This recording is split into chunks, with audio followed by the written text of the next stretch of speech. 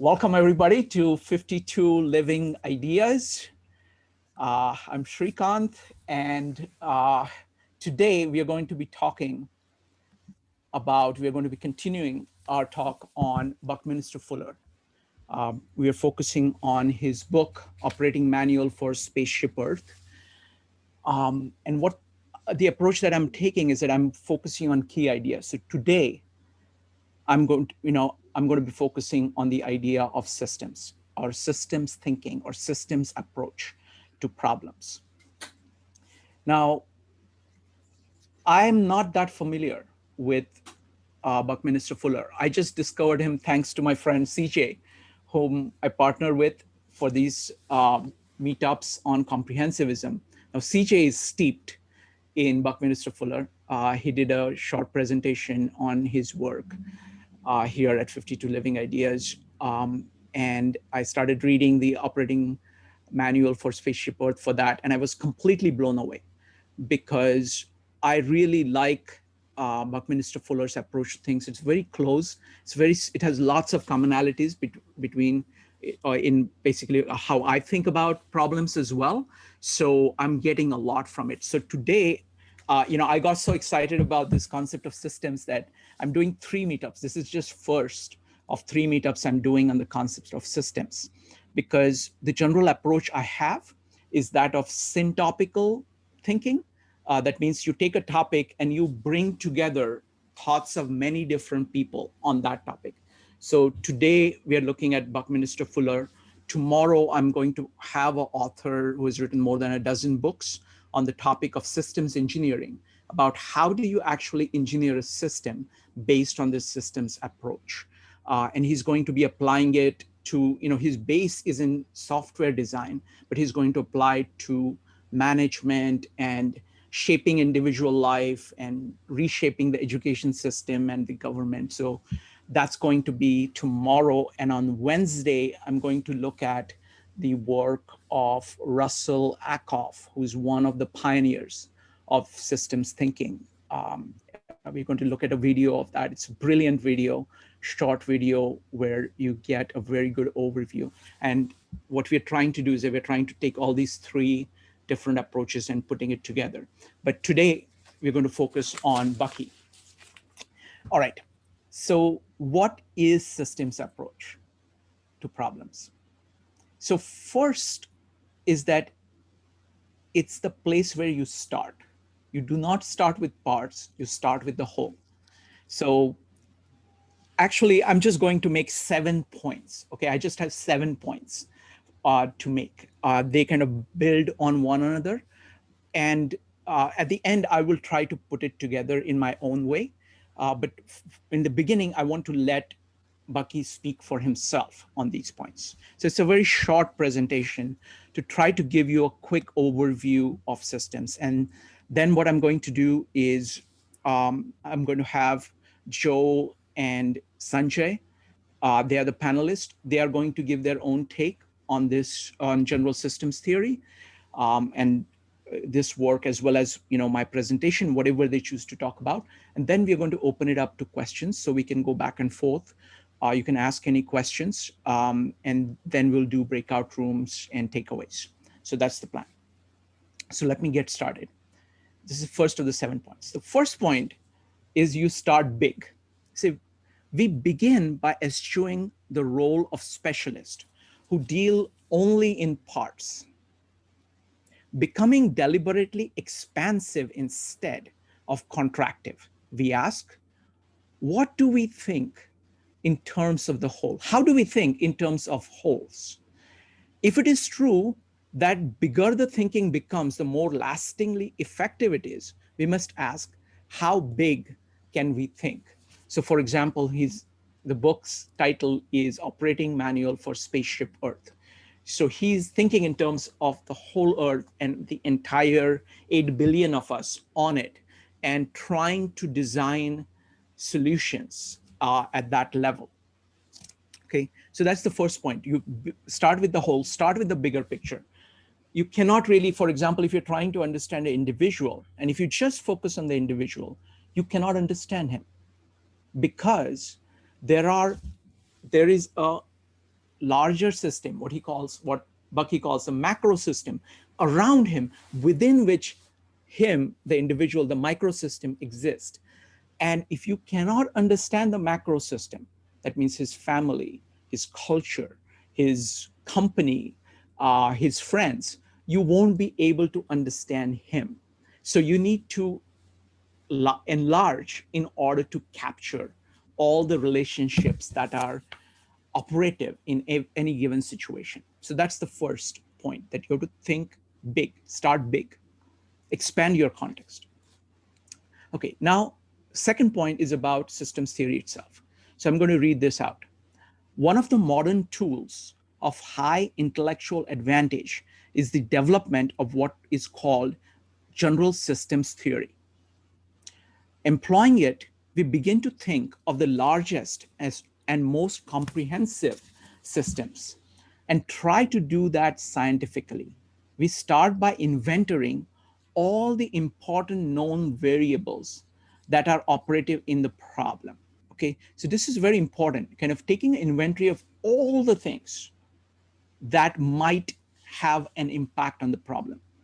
Okay, if we are effective, we are going to have to think both in terms of biggest and most minutely incisive ways permitted by the intellect and by information thus far won through experience. Okay, so his whole approach is to go very broad at micro level, at the same time bring all of that to bear on the micro. Okay, so how do you do that? How do you go as broad as you possibly can to capture all the relationships that are operative? To give you an example of a systems approach, okay?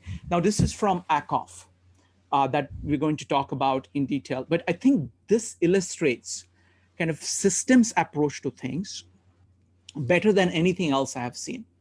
Okay, I'm going to take about 2-3 minutes to describe this example. So you grasp what a systems approach is. Okay, there was a school in Chicago, in west side of Chicago. West side of Chicago, that neighborhood is very dangerous. You know, there are murders taking place on the streets. Everybody's scared for their life. And they found that the middle school students, 80% of them could not read. Boys, they couldn't read. Okay, the school tried every means of teaching them reading. They changed different reading methods. They tried to get different teachers. They tried all kinds of things, but 80% of the boys couldn't read. Okay, it was terrible. I mean, this is catastrophic. So they called Akoff in to solve the problem. So first thing he did is he started talking to all the boys. I said, why don't you read? So firstly, he discovered that their parents couldn't read either, and they had no books at home. Okay, so they had not really grasped that this is something that, you know, we do. Second thing is that's a very rough neighborhood. So as soon as the boy turned 12, he had to become part of a gang in order to simply survive. Okay, and the gang culture was such that if the gang saw anyone carry a book, they bet him up. Okay, not only the other gangs would beat you up, but your own gang would beat you up, because books were considered as something like a symbol of white oppression or something like that. Okay, so there was no incentive at all for these kids to read. There was no reason at all for them to read. Okay, so that's the problem. Okay, so firstly, the problem was very different than what they were trying to see. Now, the thing is, how do you solve this problem? And so at this point, you know, in the video, I said, okay, well, this is just unsolvable. I don't know what to do at all. It's like my mind was but they actually did it. You know what they did? In the school cafeteria, they started playing on large giant screen. They started playing Charlie Chaplin's silent movies. Now, Charlie Chaplin's movies are brilliant. These are during the silent era. They're brilliant. And they have subtitles.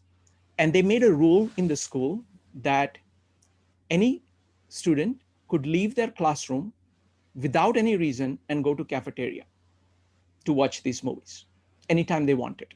Okay, and people, kids throng there. And these movies had subtitles, and they wanted to know what was going on in these movies. They were tremendously fascinating movies.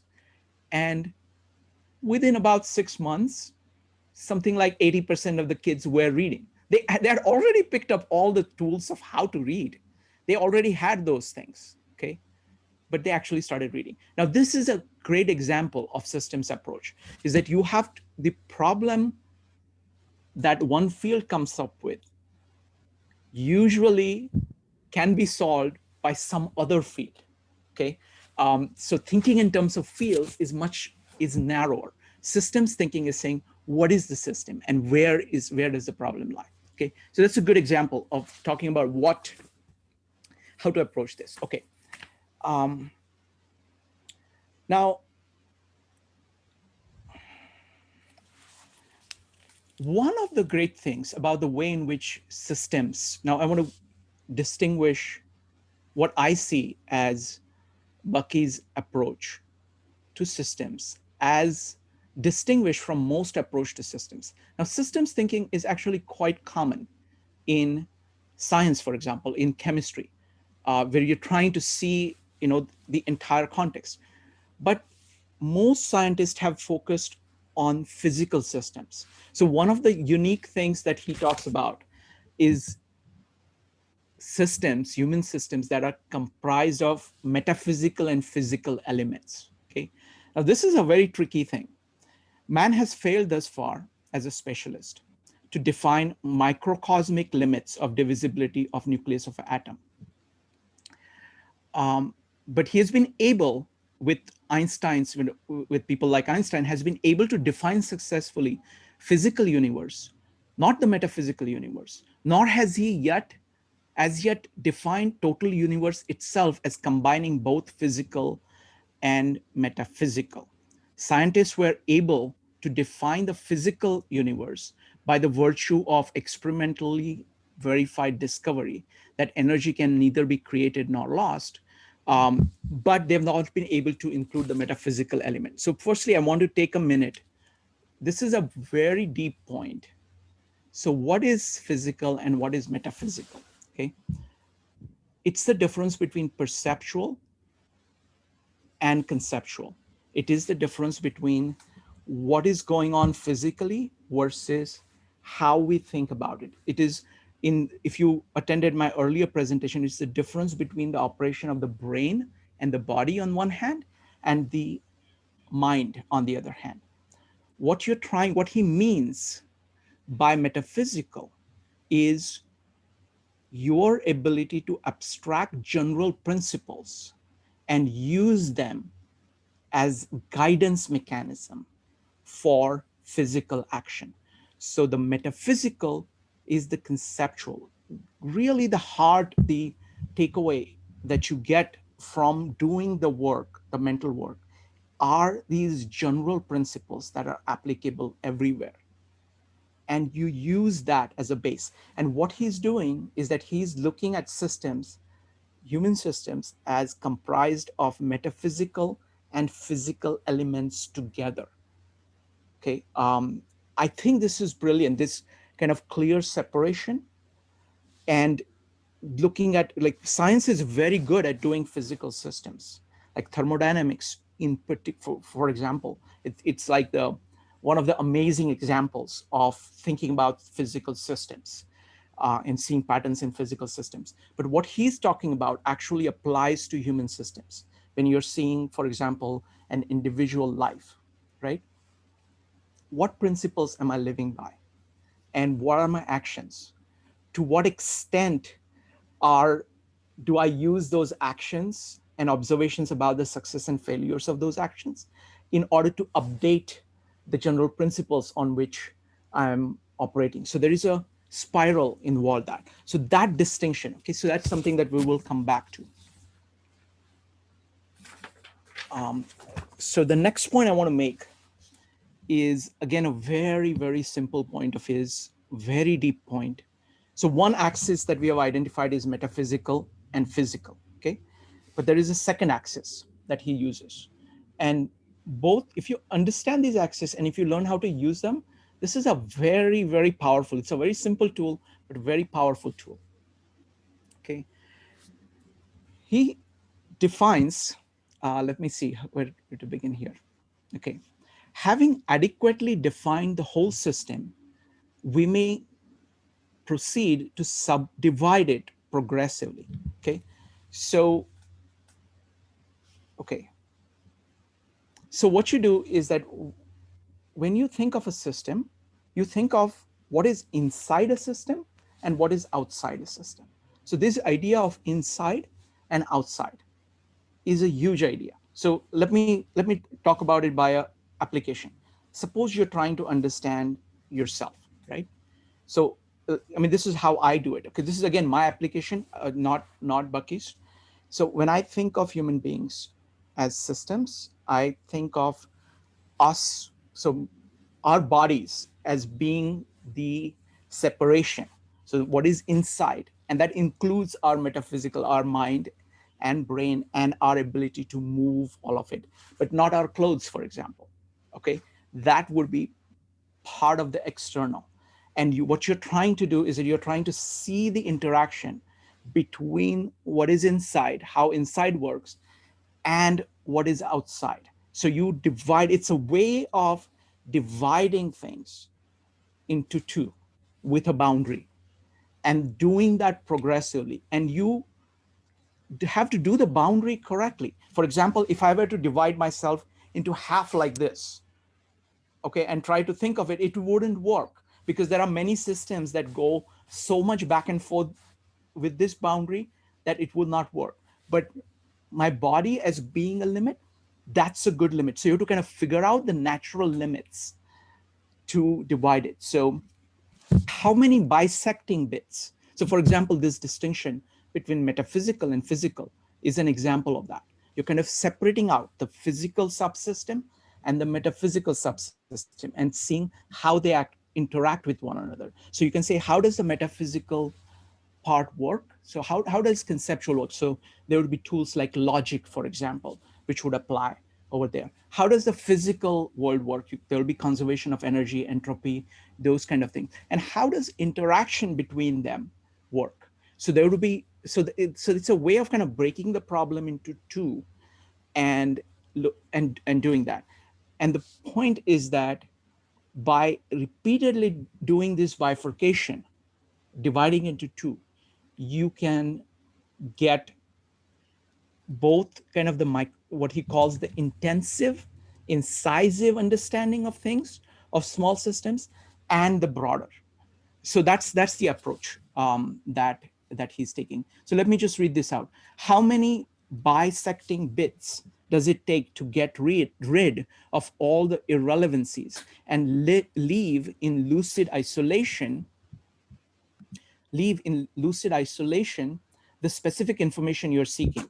We find that the first subdividing of the concept of universe bits, one is into what we call a system. A system subdivides the universe into all universe outside the system, called what he calls macrocosm, and all the rest of the universe, which is inside the system, which is microcosm, with the exception of the minor fraction of the universe, which constitutes the system itself. The systems divide universe not only into macrocosm and microcosm, but also coincidentally into typical conceptual and non-conceptual aspects of the universe. Okay. Um, Now the next point I want to make is what I would call is the spiral nature of things. That systems actually interact with one another. Okay, so let me go ahead and talk about how he talks about this.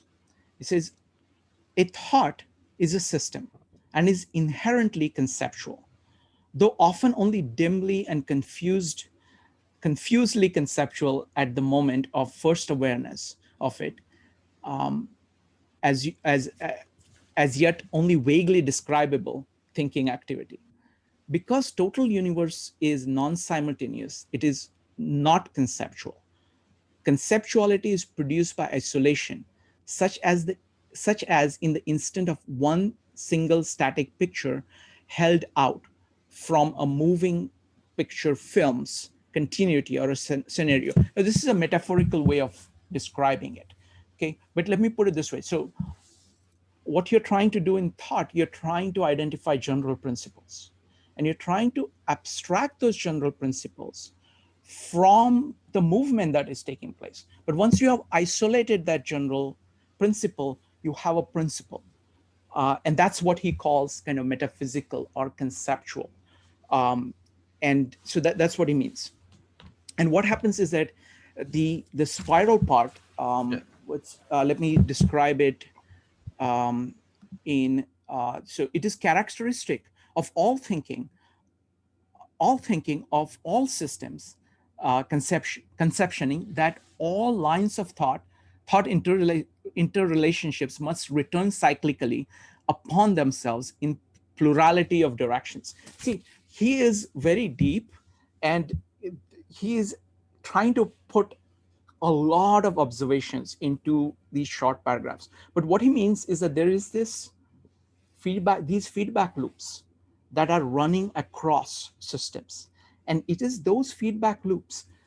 Principles are not static. Principles are created by those feedback loops of going from conceptualization, trying to apply the concepts in real life, getting the feedback from it, correcting the concepts, expanding the concepts, making them more clearer, more well defined, identifying the boundaries better, using that to act again. So there are spirals, and what he's saying is that there are these spirals moving in multiple dimensions. Okay, and you have to be aware that it is the entire system is kind of put together, held together, and grows through these feedback mechanisms. So it is not a static thing, it is a spiral, moving, growing thing. Okay, now the next point I'm going to talk about, I do not understand. Okay, I've seen multiple versions of it across multiple fields, but I don't know exactly how. And so I know that this is a very big issue, but I really don't know how to talk about it at this point. But let me tell you what the point is. Um, it is about the most economical lines that run within the systems. Okay, what you're trying to do when you're trying to build the system is that you're trying to come up with the most economical line. In physics, there is something called least action principle. Actual physical things move like that. What you're trying to do is that you're trying to find the shortest path, you're trying to find the the easiest path. So I can describe it to you by an example. So for example, I'm trying to learn Bucky, right? And what am I doing? I don't know much actually. Okay, I've just read these 44 pages of this beautiful, concise book. Okay, and what I'm doing is that I'm talking out my ideas, and I'm talking actually to many people who know Bucky much more than I do. So by talking to them about what I think is my best understanding of it, I'm getting feedback, which is enabling me to grow my understanding faster. So I'm using a system which is outside of myself in order to accelerate my learning. I mean, that's one of the things about my meetup. So I'm using kind of the external loops in order to accelerate what I'm doing. So I'm trying to find the shortest paths. So if I want to explore many, many, many different fields as well as I possibly can, then to have great thinkers come to the meetup and talk to each other about the things that they know is much faster way of learning than trying to do it myself. So so those loops, and what you're trying to do is that you're trying to maximize the efficiency of those loops. So it's I this is very vague way of describing it. I've given kind of the general area where he's pointing. I've given a kind of example where I try to apply it, but I think there is a lot more to be done here.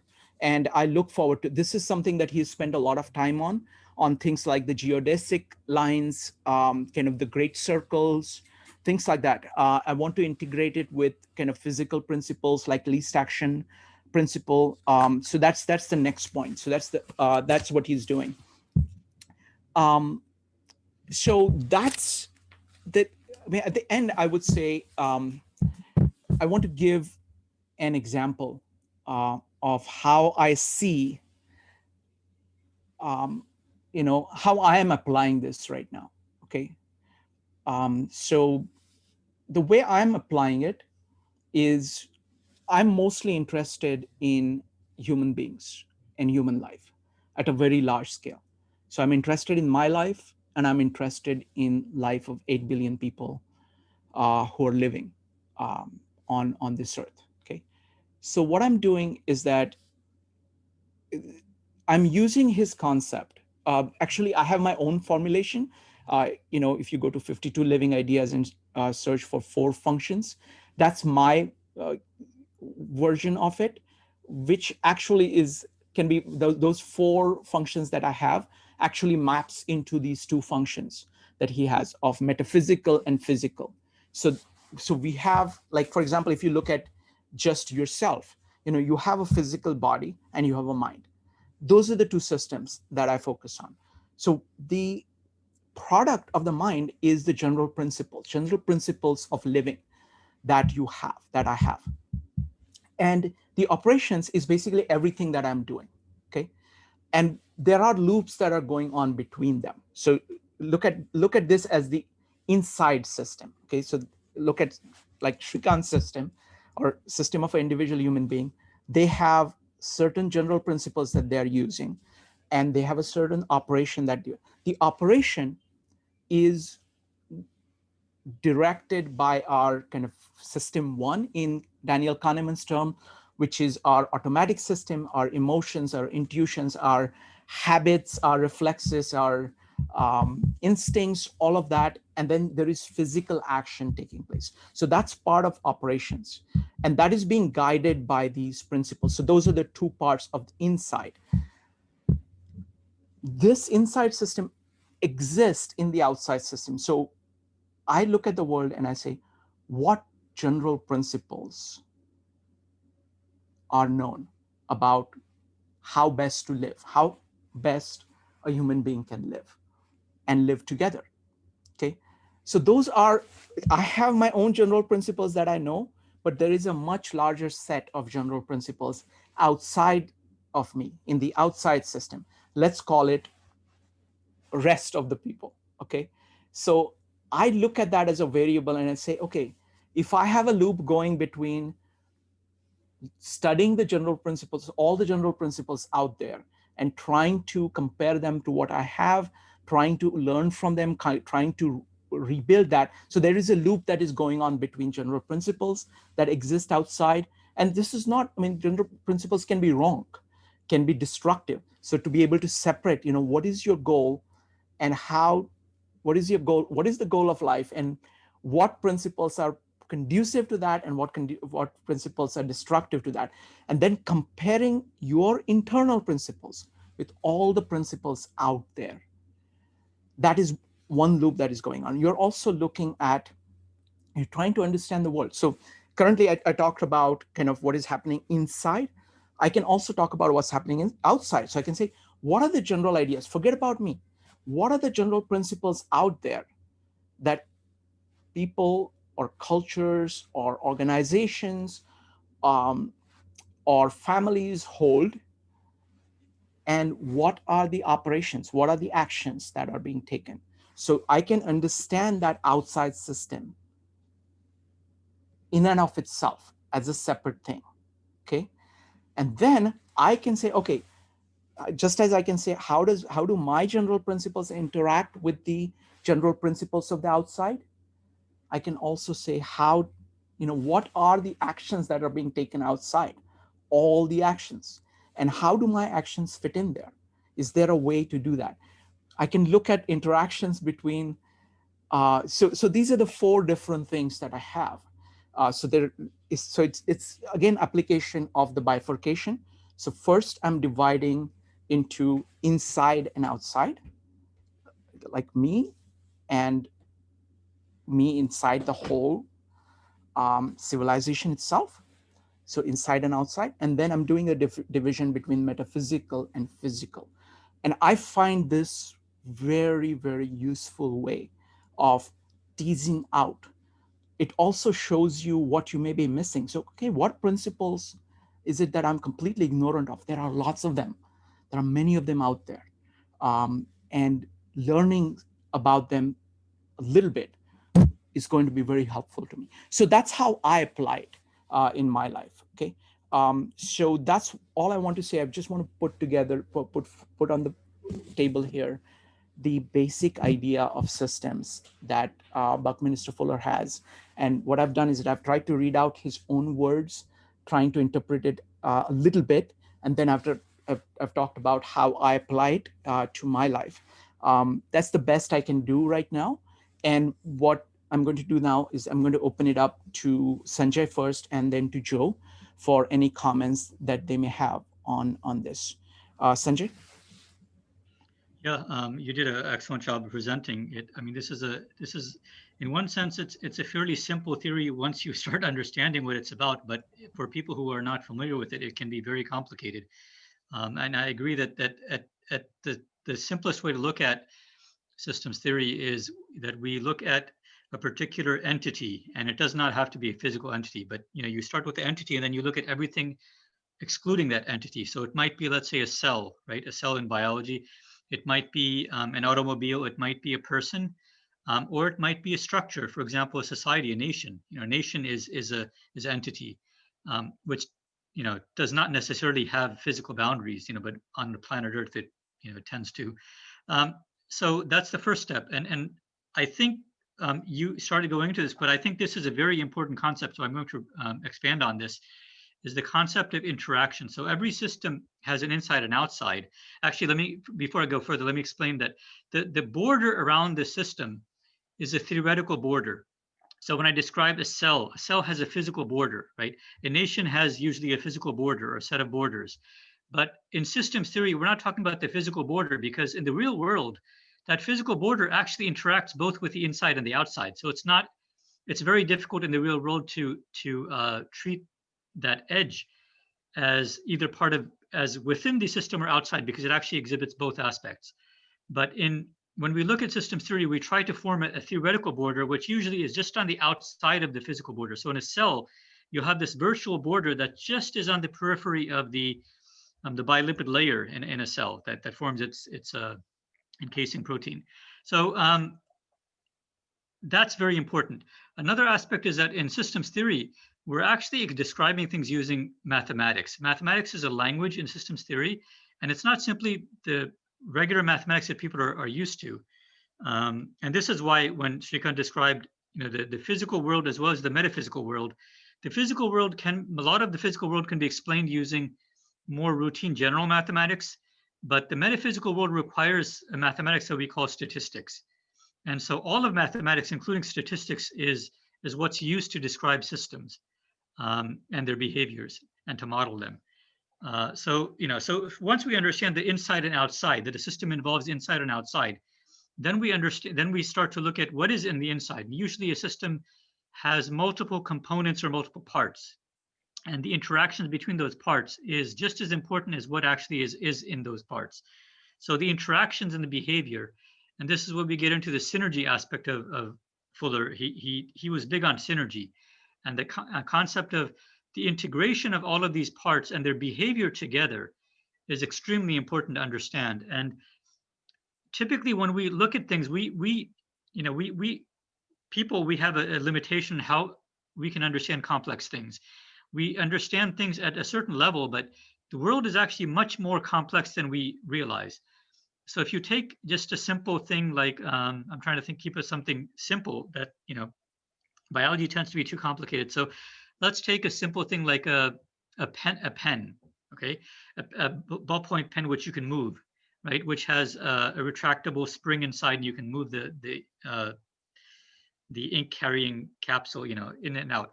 So that's a fairly simple. Most people have taken it apart. You can see that there's a spring inside. There's a long tube which contains the ink. On the end, there's a tip which contains usually a spherical metal ball, which allows you to write with. The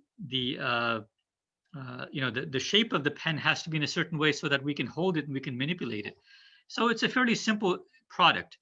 But a pen also interacts with its environment, because the temperature, for those of you who have a pen that's leaked, the ink has leaked out, you know that if you put a pen in a too warm an environment, that ink tends to leak out.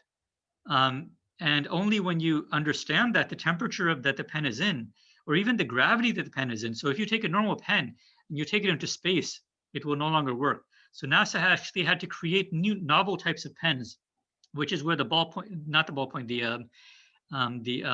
what is it? It's a gel-based ink type pen, which now is common, but it was not. NASA actually had to invent it. So the interaction that a simple object has with the world is quite complicated, and we don't realize it until we start to look at the situations it can exist in. A pen underwater may not work as well, or at different altitudes may not work as well. So even something as simple as a pen, and then when you think of a pen, that a pen relies on the spring. There's a spring inside which allows it to retract, and that spring is matter, right? And if you get down to the deepest level, matter is quarks, and it works at the fundamental level of quantum level, and the interaction of that spring with the tube that carries the ink, will depend on the atmospheric pressure. It will depend on the electromagnetic waves, the amount of energy around it. It's a very complex thing if you really want to understand it. So creating a pen that will work in every part of the universe, for example, a pen that will work on the atmosphere of Jupiter. And remember, Jupiter has so much energy that the pen will disintegrate within microseconds. So it's extremely complicated to understand. So to really, something as simple as a pen, to create a pen that will work in any environment is not as simple as we think. So, and for me, I mean, systems thinking actually started very early in my career, very early in my education, because I worked predominantly in the what's known as the healthcare or life sciences field. So a combination of biology and technology, and it's very important in that field. It's important in many fields, but it's very important. And I learned very early on that this way of thinking is necessary to really understand the complex interactions. For example, when we have healthcare products, now we have surgical robots, okay, which are performing, rudimentary surgery on human beings on a somewhat automated basis. They still require input from a surgeon, but they're more capable than most people realize. For that to happen, for a robot to be able to perform surgery on a human being who can be moving during even though they are anesthetized, their breathing, doesn't stop their body from moving, right? They need to breathe. They will be under respiration. So there are many aspects of even something that's simple that makes it extremely complicated. So there are many areas. Once you get into the more complicated areas of behavior, and again, not just the scientific or the technological, but the sociological areas. I mean, Weber and Durkheim, their theories can be explained using they're some of the progenitors in sociology. Their ideas have elements of system thinking. James Maxwell, who created initial concepts of quantum mechanics and physics, he also has elements of his theories fall under systems thinking. So it's an element. This type of thinking has been around for a long time, and it's very, very important. And a lot of the sophisticated advancements in human understanding have at their core systems thinking. Excellent, Sanjay. And I just want to follow up on this one point that you made, that kind of the biological base. I think biology is very much kind of systems thinking. It's very difficult to actually ignore the fact that living beings are systems, and unfortunately, like most of the large parts of science have kind of drawn their inspiration from physics, and that tends to, and you can see the most dramatic example of that in the healthcare system. Like, for example, Akoff points out very beautifully that the US doesn't have a healthcare system.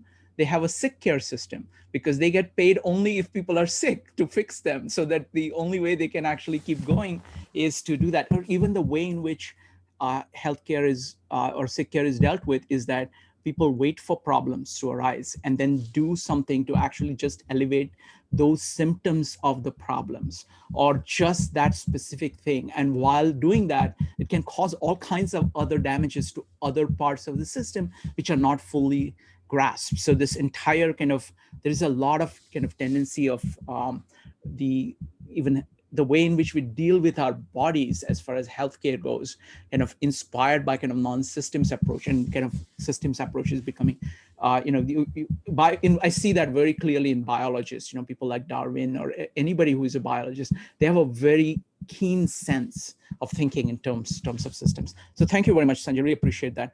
Joe. If I could just add just one quickly. So Please, something that you please. mentioned about our healthcare system being a sick care system, completely true. One of the things that we have to realize is that the healthcare system actually, it tries to alleviate only up to the point of detectability. So if once symptoms are no longer visible, right? And this is another aspect of systems theory, is that and it gets into measurement. So how do you know if a person is sick, right? If you don't have the proper method of diagnosing or detecting, or let's say measuring temperature. Actually, temperature is a bad example. Let's say skin disease, right? So if we primarily rely on visual metaphors of skin disease, but skin disease actually starts before it becomes visible. If you have an infection underlying, it begins, and only after it progresses to a certain point does it actually emerge and become visible. So detectability is a very important part of a lot of this. Excellent. Thank you, Sanjay.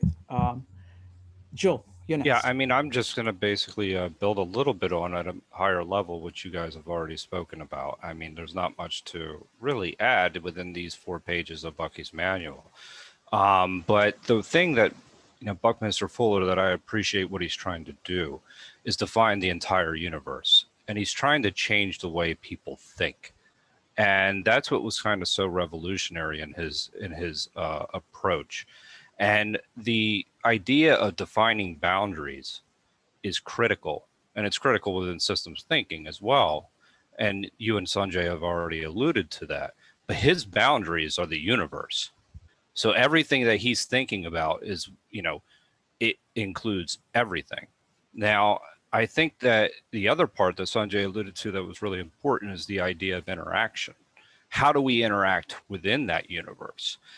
And one of the things that he covers is the ideas of specialization and how specialization limits our understanding of these interactions and how that fits into the design process as a whole. So, I mean, he says it skews our perceptions of reality, if I remember correctly. So one of the things that he talks about is the narrow-mindedness that goes into whether it be financial interests, political interests, and how these interests confine what we actually think and do. And that when we start to think about things in efficiency within that manner, it's not really efficient. It's efficient within the constructs of what we've already created. And I think that that's a really important point, because when you talk about general systems theories includes microsystems and macrosystems, right? So they're trying to get you to think within terms of a microsystem, meaning in his perception, meaning specialists are trying to get you to think in a very micro way, where we ought to be approaching problems in a more macro way. And this is the idea of physics and metaphysics as well that he outlines, and the dance between the. I like how you set this up with the idea of system 1 and system 2, this dance that exists, the physics and the metaphysical, how that interacts with one another. That's what he's trying to give us, a framework for how to approach this. And an interesting thing when you think about systems thinking, I often just think about it in terms of trade, economic trade primarily, is because there are so many moving variables that go into creating something, as simple as Sanjay said, a pen. Where does the ink come from? Not only how does it function, but where does it come? Like, where do the parts of the pen actually come from? And so I think that that's a really, it's more of a having a framework for you're starting out to think about everything, the entire universe, and then you kind of come up with an optimal solution within that framework.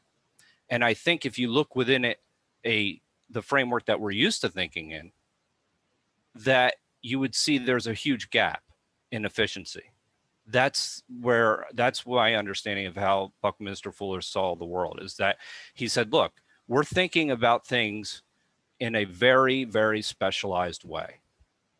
And if you look at it holistically, that it's completely different if you come out with the idea of efficiency, if you look at it as the system as a whole versus the system within this very small, narrow way. And that this narrowing ultimately is inefficient in and of itself. Now, I'm sure there's some Buckminster Fuller people here that can speak to the fact that, maybe some of the things that I glossed over were, they can maybe specify some of the details. But that's when I think of general systems theory, I really like how he set it up, that he's really relating things from a strategic level and to a everyday level. And those interactions, and you can quantify those interactions, help you give you a more holistic understanding of the world as a whole. And it fits into the forms follows function aspect of things, but we won't get into that. So I want to follow up on one point that Joe you made, and also promised I was going to talk about what and how. So let me show you how it applies here. See, let's take the example of the skincare person that Sanjay was talking about. So what that person is doing is that they are trying to maximize certain measurements, saying that, okay, if there is this kind of a discoloring, I will produce this that will reduce the discoloring this fast. So it is measured in terms of how, but they lose sight of what. Health is the what, and they ignore that and they replace it with how. So for again, Akoff is a very beautiful quote on that, is that he was saying, I think partially it is borrowed from Drucker, Peter Drucker. He's saying that most people focus on efficiency. So they define something of, say, rate of reduction of discoloration, for example, of screen. So they will artificially, in the specialist, they will define something and they will work very hard at how to fix it. His point, Akoff's point, is that what really matters is effectiveness, not efficiency. Question is, what are you trying to do? So in the health, for example, if that is what you're trying, if that is the right what, see, it's like most people spend enormous amount of time on the hows without defining what the whats are. Like healthcare system is a classic example of what is health and how do you pursue it. That is not answered. Instead of that, whatever you can measure is taken. So that's very good. So thank you very much, folks. Go ahead, Joe. Yeah, I just want to add one thing to that really quickly, because that is a really important point that I've actually experienced in my profession, is that many times you have brilliant people that are in a domain that lose the what in that process, and they're just doing the how. Yes. And that leads to inefficient answers, because then all of a sudden they get this very specific approach to having domain specific knowledge, and then they think that's the universe to them. And once they think that that's a universe, they become very closed as opposed to open. And that lack of openness, doesn't allow you to incorporate as many frames of reference as possible, which means you're not going to get to an optimal solution. So that's a really important point, because a lot of domain specific engineers that I work with, and I don't mean to put engineers, I think they're brilliant. But a lot of very domain that become married to a specific process or a specific way of doing things and forget the why sometimes, that it becomes extraordinarily limiting. And that's what Buckminster Fuller said, is basically we're becoming very specialized even within these very highly competitive or highly intelligent areas, and this is limiting. So I think that that's a really important point as well. Excellent point, Joe. Well, thank you very much, Sanjay and Joe. It was great. Now let's open it up for questions. Folks, we have got 4 rules for questions as usual. Number 1, type exclamation mark in chat or raise your hand in Zoom in order to speak. Number 2, keep on topic. Number 3, be brief. And number 4, speak your mind, disagree with anybody you want to disagree with, and do so courteously. First up is Françoise from France. Hi. Well, first, thank you to take us to such a high level of thinking. You know, my brain is boiling. But what comes to my mind is it possible to know, or how do you know that you reach the boundaries? You know, because you look at the top and you want to have everything included. Is there a way to know that you included everything? It seems to me a bit like the myth of physics. You know, you push it never ends, because even the universe is always expanding. Let me have Sanjay answer that. Sanjay, go ahead. Sure. Excellent question. And this is actually where a lot of the more advanced areas of science grapple with this topic daily. So there's 2 ways to answer this. One is that depending on what level of knowledge you want to have. So usually problems that we're trying to solve are for business purposes, or they're for economic or some purposes where it's helping a subgroup of people. And the other type of is where we're trying to grasp, we're trying to understand and expand human knowledge. We're trying to get the best knowledge for all of humanity. So the first example, with usually a commercial or a domain-driven case, is easier to solve because usually there are systemic limits. For example, there may be cost constraints that you have, or time constraints that you have. There are project-based constraints, the amount of manpower that you can assign to solving the problem. So, you know, even when you have constraints, you start with the largest. Well, you try to solve it in a way that you can think of it as customers, or the people who you're trying to solve the problem for, that you need to solve it to a level that they're comfortable with, that they're accepting, and that there won't be any problem with. So I'm trying to think of an example that would be applicable. I mean, we can stay with the same example of a skin condition. So, you know, obviously, with a skin condition, we don't need to go down to typically we don't need to go down to the molecular level. Okay, although that's actually happening in medicine now, because when we're going into epigenetics and a genetic model for therapies, we actually are going to the molecular level, but we're not going to the quantum level.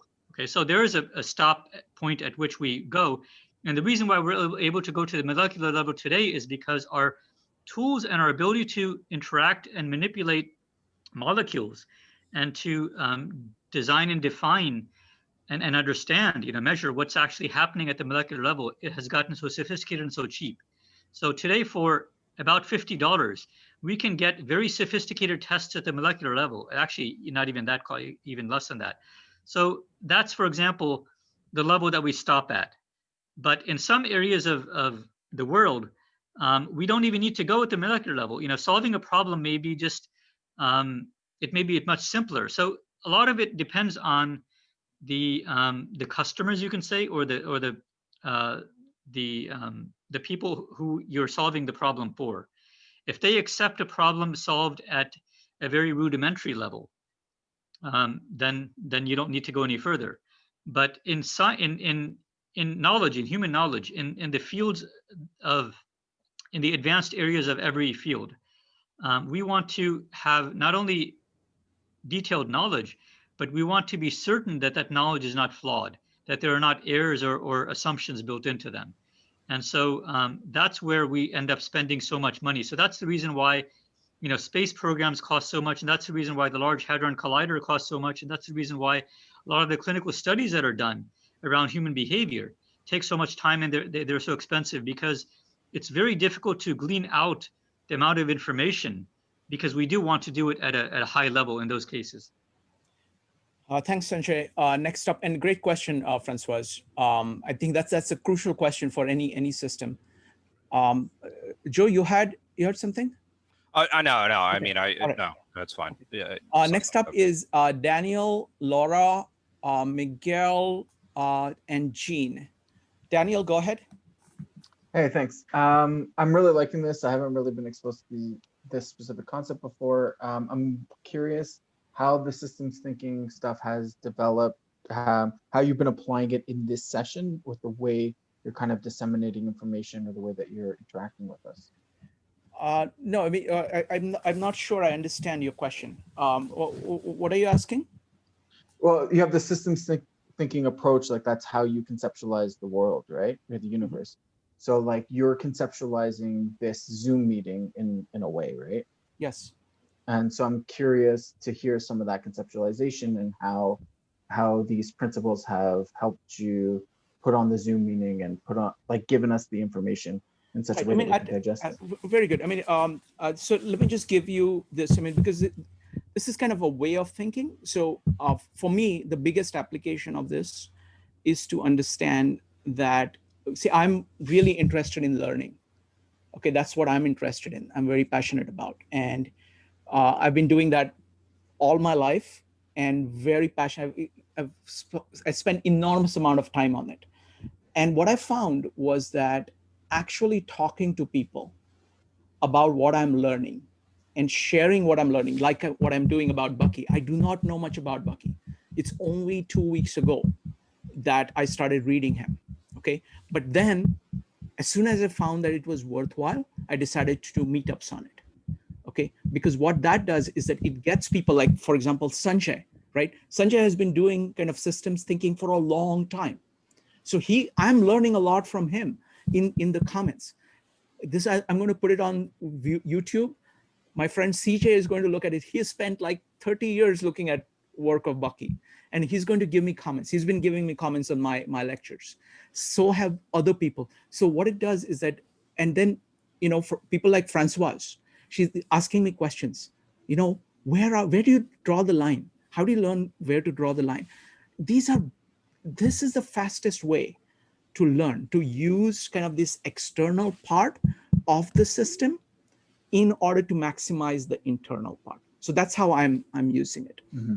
So you already have like a couple systems going now with the teaching, the meetups, and then the various people that I mean, the thing is, that's a kind of a way of thinking. And what it does is that instead of saying that I'm trying to solve the problems within my own head, I'm saying that I exist in a civilization. And that's the context in which I exist. So if I'm trying to maximize something within me, I need to look at the civilization to see how I can do that. So this Zoom interface is a very small way I have. I'm not happy at all with, you know, this is very rudimentary. Oh, I've been enjoying it very much. No, I'm very happy with it. But my problem, here is my problem, Daniel. There are 8 billion people out there. There are only 30 people here. Okay. And you know, like maybe about 3,000 people will watch the videos. That's just 3,000 people. What about those 8 billion people? I have no way of reaching them. So I still have to solve many problems. Next up is Laura, followed by, so Laura is next. Go ahead. Laura, what's your question? I want to know how we can apply this to revamping education in this country, because tomorrow, the person is going to, he's specialized in systems engineering, and he has written an entire book on this topic. So I'll ask that to him tomorrow. Thank you. We really need it. Yep. Thanks. Next up is, let me see, Miguel. Miguel, go ahead. Hello? Yes, go ahead. Yeah.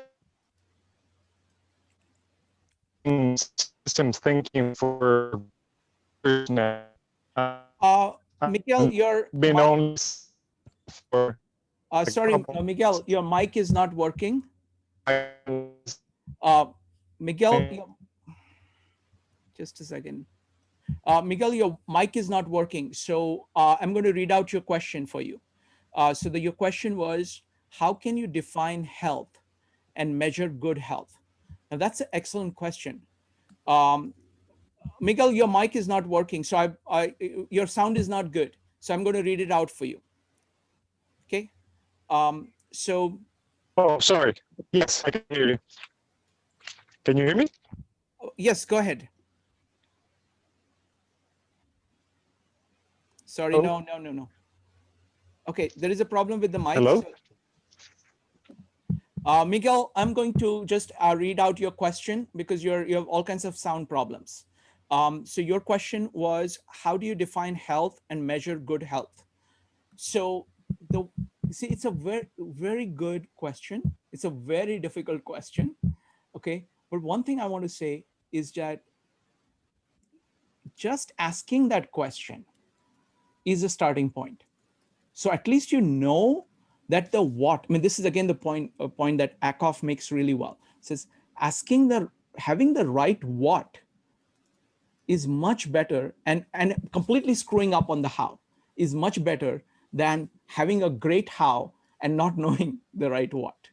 Okay, so that is the right question, health. I mean, and the thing is, I've studied these kind of great ideas, which is part of the Great Books program, where it's kind of the history of all thinking on health. The great thing is that the person who started looking at it in the Western conversation, Hippocrates, did a fantastic job. He was focused on health, but everything after that was heavily influenced by kind of Newtonian kind of thinking, where it is almost like everything is seen as a billiard ball model, which is very much kind of system oriented, kind of symptom focused model. And so they lost the concept of health. I think the Chinese approach to health is far more holistic, far more deeper. So I think lots of the answers would come from there. The scope of talking about that is beyond the scope of this meetup. So I just want to make these general points which apply to systems, and we will get back to this topic at during another meetup. Next up is Jean. Jean, go ahead. Yeah, so this topic actually very personal to me, because I think Sanjay mentioned about the skin condition. My younger son has a lot of allergy and asthma, and he has eczema too. And we have seen so many different doctors. And I Jean, found, please keep it short because this is off topic. Yeah. So it's very related. What I found, this medical systems, like when you see skin doctor, all they try to solve is the skin problem. They don't see why the skin have the problem. Just like what Sanjay mentioned. So all they want to give you a sterilize to get rid of the symptom on the skin, then we'll show up again, then give you more. So that's exactly what I found. The problem is like the medical system itself is so divided. So they have no incentive to find the real cause. So I end up find a nutritionist who try to cure the real cause is intestine, like that's where all the problem come from. But the problem is like no insurance will cover it. So that's, I think, the biggest problem we have in the medical is the insurance company who have no incentive. So it's so divided by the specialized. So there's nobody can, if you try the holistic way, you have to pay yourself basically. Thank you. Can I just make a quick comment about that? Go ahead. Yeah, the idea that because that's something that I had thought about, is the distinction between healthcare and health management.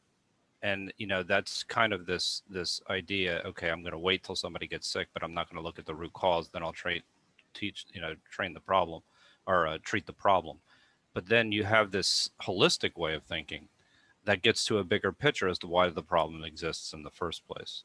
And I think that expanding that is actually a really interesting case as to how it's not Bucky's version of comprehensivism, but it starts to bring out other distinctions between what's efficient for holistically versus what's efficient in a system, in a very specialized system.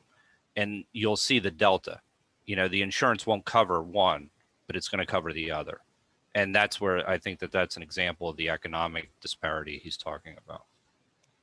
Excellent. Next up is Jeff.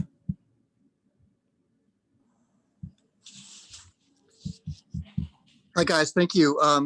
So I want to just draw a very simple thing here. You know, effectiveness is essential, but efficiency is also unavoidable. And I think that the question regarding efficiency is largely, how can we leverage with the, you know, the minimum and quickest amount of investment, achieving the what that we really care. And the wonderful saying for this is, you know, an ounce of prevention is worth a pound of cure. And for the system of one person, taking a vaccine is huge for them as an individual system in terms of giving them the freedom and health. For the system of a nation, a critical mass of people taking a vaccine will create a herd immunity that will avoid overwhelming a national medical system and opening up an entire economy. That's just applying what you're saying to one of the major issues of the day. And I think it's worth it. So thanks. Thanks, Jeff. Next up is Christine.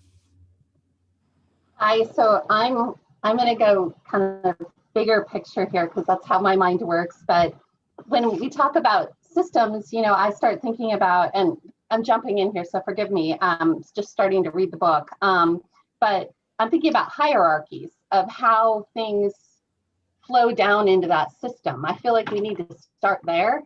So like things that come to mind, you know, and this is stepping outside, but just a little bit, is like morphic resonance. How does morphic resonance play into the interconnectedness in a system? And things like consciousness. Those are things like, for instance, and biophotons. Like MIT has just done a whole bunch of research. Well, I mean, it's coming out all over the place. So these are like the quantum, you know, quantum physics factors that really seem to play into how a system operates. And when we jump in kind of down at a specialist level, which, you know, almost could be like copycatting in a way, because you're taking like sometimes you're taking a false premise and you're building then a premise upon a false premise, right? And then all of a sudden you're like, you haven't interrelated into the system, the whole. And I think that's, for me, what he reminds me of, and why I'm here, is just the importance of just the absolute, you know, nano level that we're interacting. Thank you, Christine. Let's see, next question is from Adrian. Adrian, I'm going to read out your question. If you want, you can unmute or read out, whatever you prefer. Okay, so Adrian asks, how do we define health and measure of good health? Did I get that right? Sanjay, you said you have more things to say about that?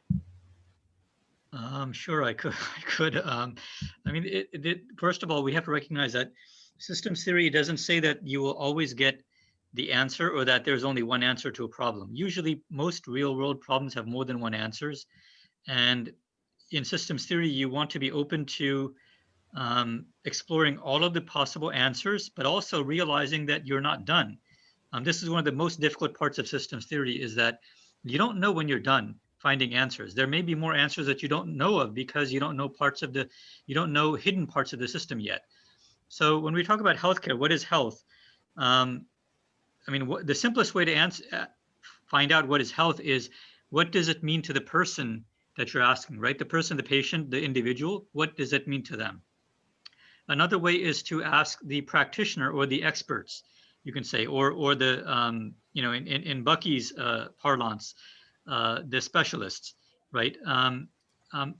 And specialists, and then also the generalists, the more system-minded people. And the third way to talk about it is, what is health sociologically? So right now we see a lot of disease states, which, for example, autism.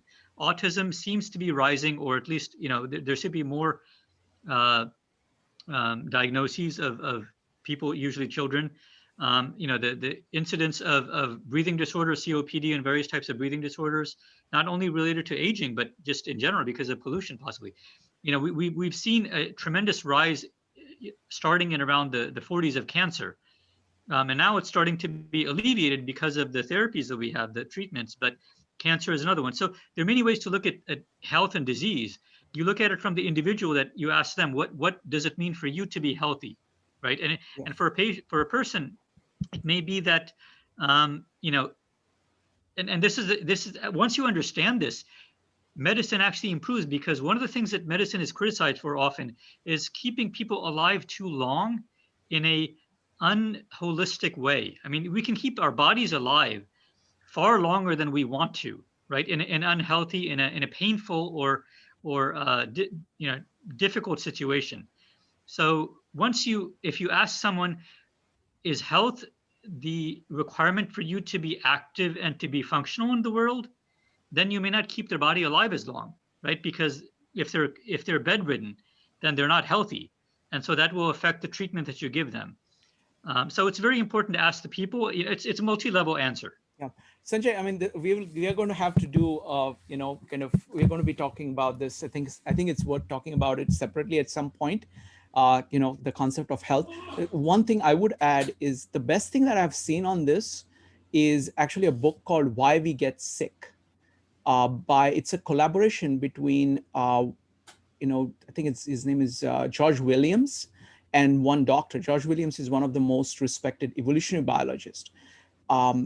What the book does is to actually look at our biological heritage and see how we kind of depart from it. And they show kind of different diseases as coming from the fact that we are trying to do something that we are not really evolutionarily adapted to do. And for some reason, the entire health field, medical field, has developed separately from evolutionary biology. And this is the book that kind of ties those two and shows the connection of simple things like we sit. We're not really meant to sit. We eat all kinds of things that we're not really meant to eat. We're not designed to eat. You know, we eat too much. You know, we're not really designed to eat that much. It just goes on and on about just very simple things of what we do and how different it is from what we evolved to do. So that's what I would recommend. John, you're next. Yeah, so I have so many questions. First of all, I just want to say I find this system theory fascinating. So I'm a software engineer, and sort of part of being a software engineer is that you have to learn how to deal with systems, because if you don't, you're not going to engineer anything. And as you deal with more complexity, it starts to become from like simple deterministic systems to systems that are somewhat indeterministic, and you have to sort of prepare for certain scenarios. But my question is this. So with healthcare, right, I don't want to get into the weeds on like what's a good healthcare system or not, but you have two ways you can look at it, right? There's the healthcare system, whether it keeps somebody healthy, but at the same time, our healthcare system is also an economic system. And I feel like sometimes these two systems and their functioning are in conflict. And I guess my question is, how do we deal with such situations when we have basically two competing sort of universes in a way, and getting them to sort of work in a functional way, in a way that leads to proper functioning of each of these systems? Because it seems like many times the economic concerns are at direct odds with the health concerns. Thanks, John. Let's do one thing. Let's just keep this as a question. I mean, this is exactly what kind of systems thinking does, of to say kind of, you know, that showing that the kind of the actual question is different than what question people are asking. And we're not going to be able to do kind of deal with all the questions, and that's not the purpose either. What we're trying to do is that we're trying to look, Sanjay, if you can keep it brief, go ahead, please. Okay, yeah, I'll try to. So Jonathan, what you said about healthcare being tied to the economic system, I think we can look at it that way, but not necessarily. And here's an example that most of us, you know, when we eat many types of foods that are unhealthy. And in one sense, our health is completely driven by what we eat. Yet the food industry and a lot of industries create products and do things that keep us in a partly healthy state. yet our economic systems are completely able to operate under that. So the fact that we're partly unhealthy, the rates of obesity, if you look at it, right? So the fact that we're partly unhealthy and we remain as a society in perpetual states of unhealthiness, yet our economic system is able to continue thrive.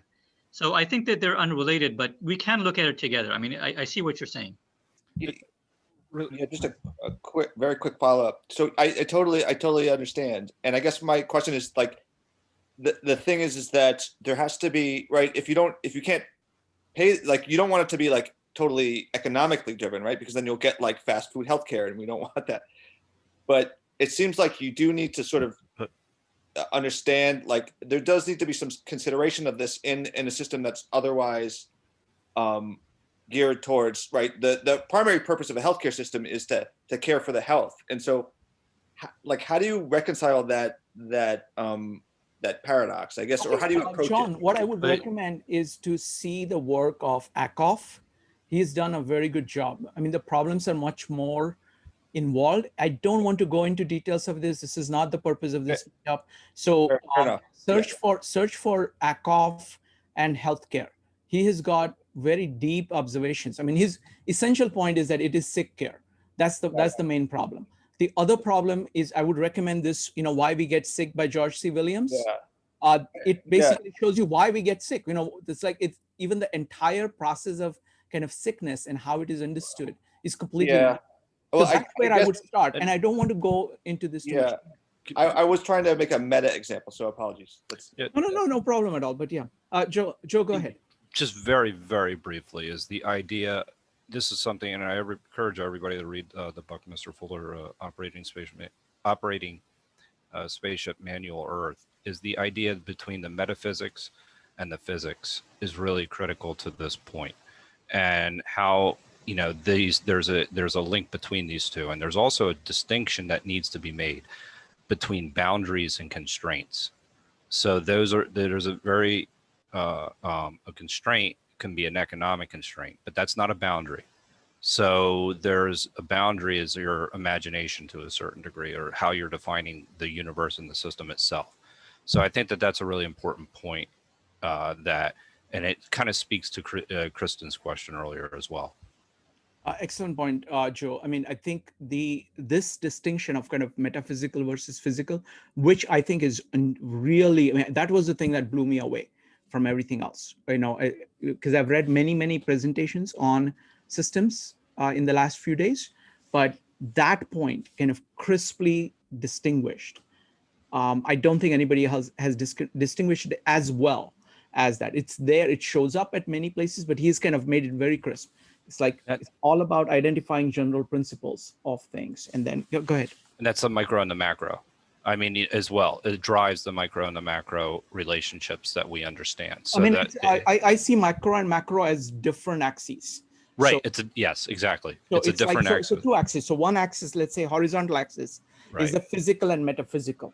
So this is like physical is actually the physical world, actual energy flowing, matter, bodies, all of a kind of economic activity, all of that is there. And then on the metaphysical side is all the kind of concepts, principles, procedures, methods, which are all conceptual.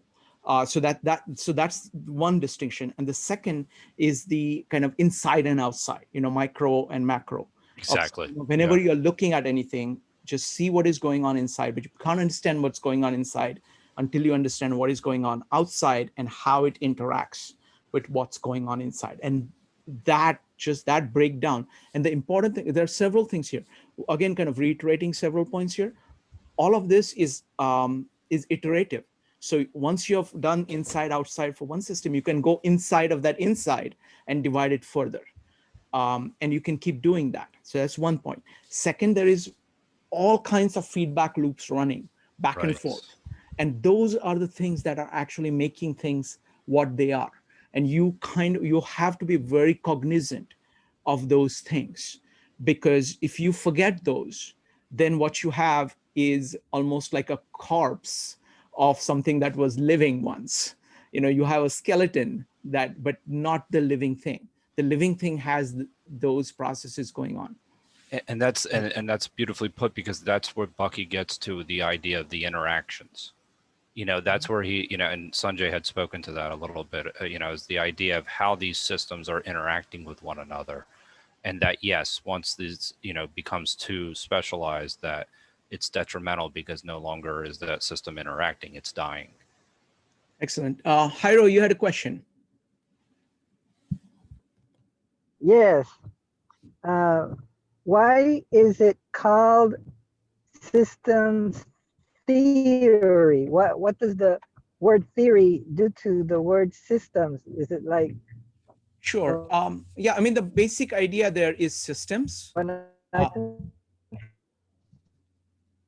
Yeah, I mean, the core thing is thinking in terms of systems. So you can call it differently as systems theory, systems thinking, systems engineering. That doesn't really matter. It's just kind of different takes on all of it. But the main point is that thinking in terms of systems, thinking in terms of wholes. And whenever you're looking at something, see kind of the natural boundaries of it. So the point that Francoise brought up is the critical point of saying, okay, where are the natural boundaries? Because if you don't recognize the natural boundaries, you're not going to be able to define the systems.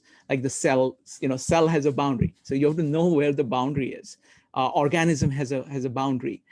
Even like a community has boundaries. Like a group of, primate troop has a boundary. There is something that is inside, something that is outside. And the way it operates inside is different from how it operates outside. But outside influences the inside. All of that. Laura, you had a question. What's your question? Aren't these somewhat like mathematically defined as independent and dependent variables all the time?